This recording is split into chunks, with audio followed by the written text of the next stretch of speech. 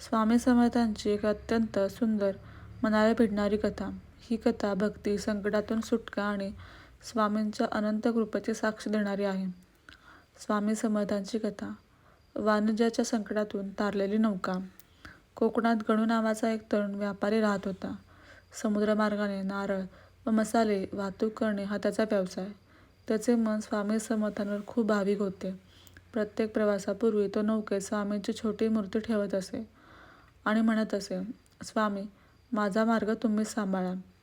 वादळाची रात्री, जीवन मृत्यूच्या काठावर. एक दिवस गणूने मोठी माल भरून समुद्रमार्गाने प्रवास सुरू केला. प्रवास अर्धा तास. जशी समुद्राची स्थिती अचानक बदलू लागली. आकाश काळवंडले, वारा जोरात सुटू लागला. त्याचे साथीदार ओरडू लागले, गण्या, हे वादळ आहे, नौका बुडेल. लाटा पर्वतासारख्या उभ्या राहत होत्या. नौका डोलू लागली. एक मोठी लाट आदळून नौकेचा एक भाग तुटला. सर्वांना वाटले आता शेवट निश्चित. गणू मात्र शांत बसला. त्याने स्वामींची मूर्ती हातात घेतली आणि म्हणाला, स्वामी, हे जीव तुमचे, वाचवणार तुम्हीच.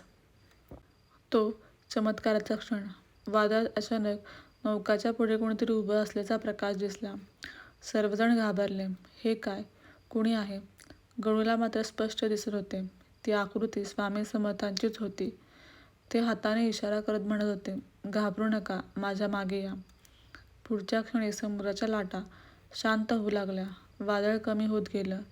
नौका हळूहळू स्वामी दाखवत असलेल्या दिशेने चालू लागली. सकाळी डोळे उघडले तेव्हा नौका सुरक्षितपणे किनाऱ्यावर पोचली होती.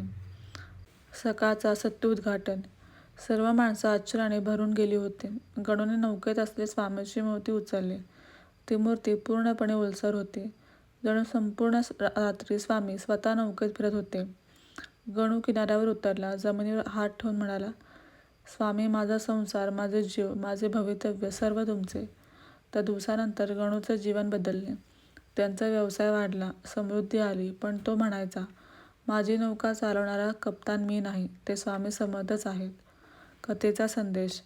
भक्तांच्या संकटात स्वामी स्वतः उभे राहतात.